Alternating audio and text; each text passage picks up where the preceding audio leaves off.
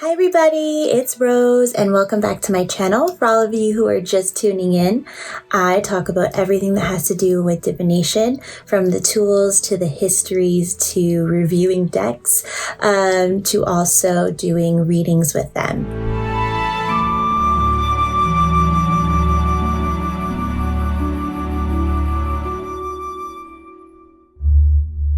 So in today's video, we are going to be going through one of the first cards in the Major Arcana of Tarot. Now, if you don't have any idea about anything about Tarot or any background on it, or you haven't seen any of my videos, I implore you to go back to my channel and check out the Everything Tarot playlist and go through the first few videos just so you get a basic knowledge of the cartomancy tool and everything that has to do with it and where it came from and all of that jazz.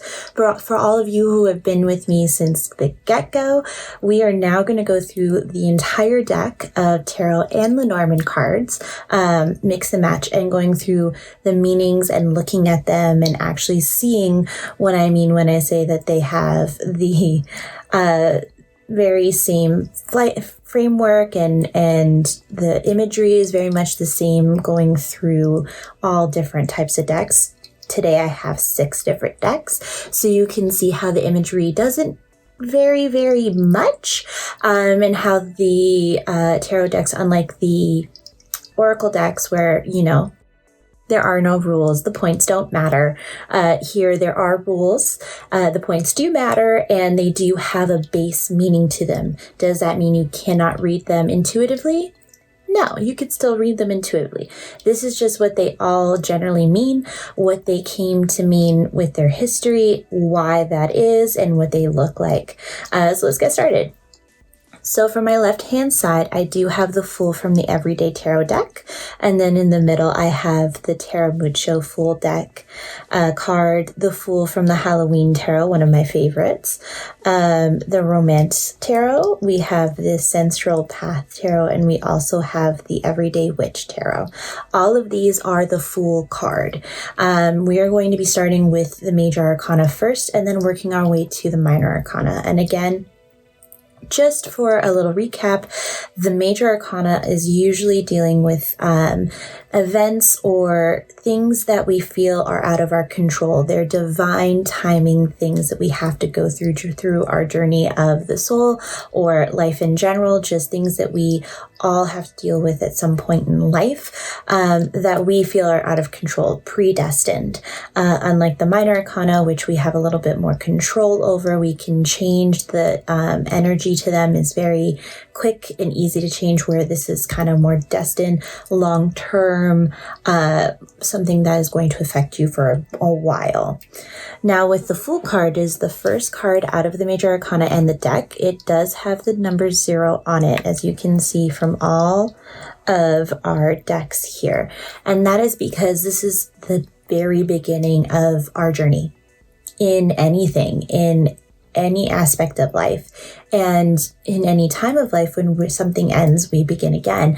And that's basically what the Fool talks about. It talks about that time in life where, you know, you're kind of like a kid again. You have no perceived notions, you have no expectations, you have, you know, no responsibilities, you have no real sense of fear or, you know, trepidation about this particular thing that you're asking about.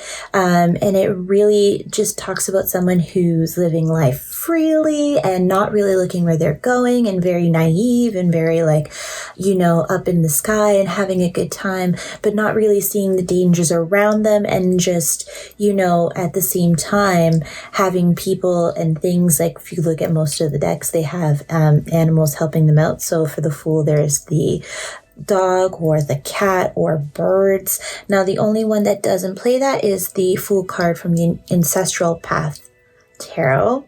I really love that deck, but it is one of those specialty decks that doesn't necessarily stick to the framework of tarot, which I enjoy, but is not usually a deck that I would tell someone who's just starting out in their divination or cartomancy journey to go for, just because that's more of a deck for someone who is finely tuned to their intuition, because it is a deck that you would more so use to intuitively read. However, again, do what you want. Love it. But in this one, you'll see that the Fool is actually the maker of the deck herself. And in it, she's got herself sitting down with a deck of cards spiraled out, and she's holding the Fool in her hand, which is a little kind of, Inception, a card within a card, and it's her in the deck. But most of the other cards, as you can see, the other 5, you have someone either with a broomstick or, a walking stick, or in the Halloween tarot, you have someone juggling, or you've got someone who's got, that stick with all of their belongings in the sack, and they're walking and they're on a cliff's edge and they're just about to fall down. And that's basically what it means. It's to have that leap of faith. Everyone else sees the dangers, but you don't, because you're just so into what you're doing, and you're just going to have that leap of faith that, everything's going to work out the way it should.